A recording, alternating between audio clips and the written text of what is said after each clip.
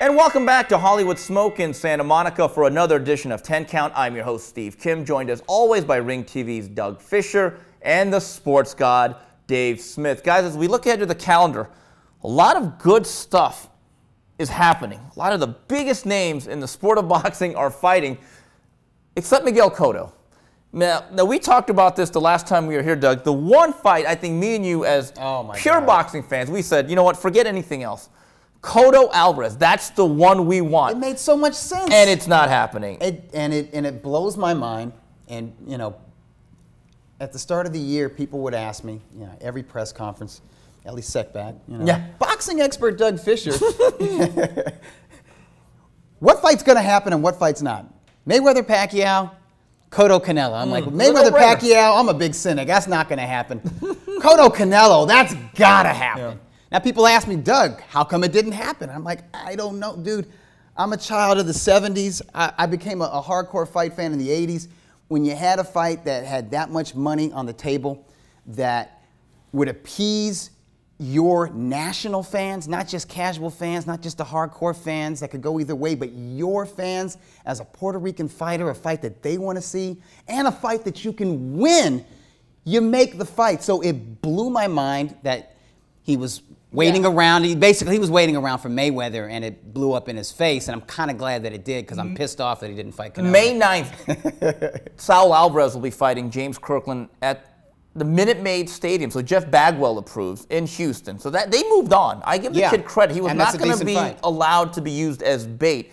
So the question is very simple, Dave. Did Miguel Cotto overplay his hand? He overplayed his hand and he outsmarted himself. And you brought up a name. Maybe he's fighting Caveman Lee next, or maybe it's Mustafa Hamso, Steve. I hear they're negotiating with both of them right now. Hard Rock Green. Yeah, or James Hard Rock Green. Or Tony Simpson. Frankie Animal Fletcher. For a guy who's a linear champion, he sure outsmarted himself and got some bad career advice from whoever's handling his affairs. Well, here's the thing, guys. As we speak right now, and maybe a decision will be made by the time you guys watch this, here are the three names being mentioned prominently for the middleweight champion of the world. Get ready to groan. Brandon Rios, Tim Bradley. Yeah. I mean, here's the last one, guys, and you can insert your own punchline. K9 Bundrage. Jeez. Yeah, it literally left us speechless. Jesse Brinkley wasn't available? That's going to be like on HBO, though. That's not going to be a pay-per-view. I would hope. I mean, how do you sell any of those fights? I think Bradley and Rios would make a great fight against each other at 147. Here's the thing. Bundrage is a big, strong 54, but he's awkward and ugly to watch. And he fights like every other year. Yeah, and Bradley, I like Bradley a lot. I think he's one of the best fighters in the world. But, guys, he couldn't break a smoke ring at 140. And Rios, to me, is basically a blown-up 140-pounder. Yes. I just think it's a farce, and I think there's another issue. The WBC has made it very, very clear. After one voluntary defense, there's a guy by the name of Gennady Golovkin. You either fight him or you dump the title. There's no saw Suleiman in Monaco, right? Putting on the BC T-shirt. He made sure. He was the first guy in the ring to put on the T-shirt and have that interim belt, that WBC interim belt. They're very proud of their interim champion. And you know, the thing about Golovkin, he's a fighting champion. Yeah. Dude who fights they want to be in business 4 times a year. That's 4 sanctioning fees a year. I think they want him as champ. The thing about Cotto, he knows he's a draw, but he's not quite at the echelon of Mayweather and Pacquiao. I think, to me, there's that old saying, Dave, a bird in the hand beats 2 in the bush. Does that apply here? You're on the 1-yard line, and instead of giving it to beast mode Marshawn Lynch, he threw a slant.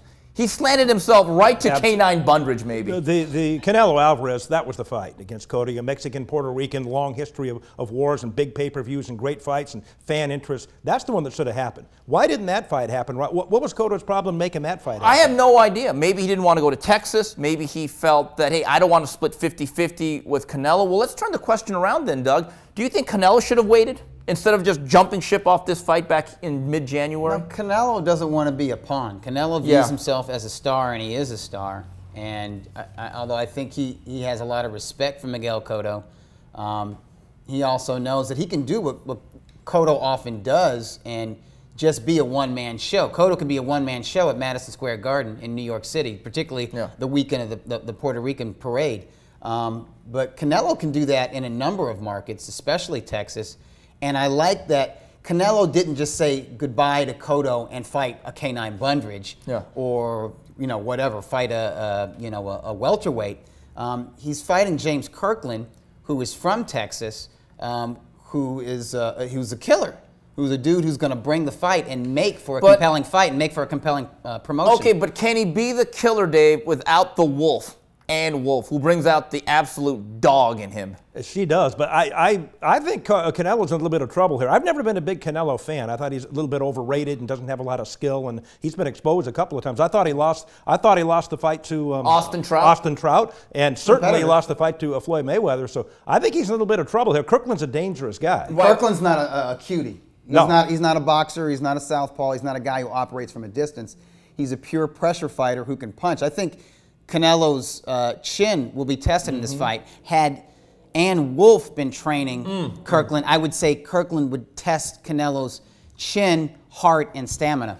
Yeah, so this much is clear. They went disparate ways, but Canelo is going to be in the fight that we're much more interested in. It'll be interesting to see. I'll be in Houston, Steve. Yeah, so will I, along with 40,000 Mexicans in that area. I'll be on the floor of your room. Is that all right? Yes, you're always welcome. All right, well, that's it for this edition of 10 Count. On behalf of Dave Fischer and Dave Smith and Doug Fischer, this is Steve Kim saying till the next round, goodbye, everybody.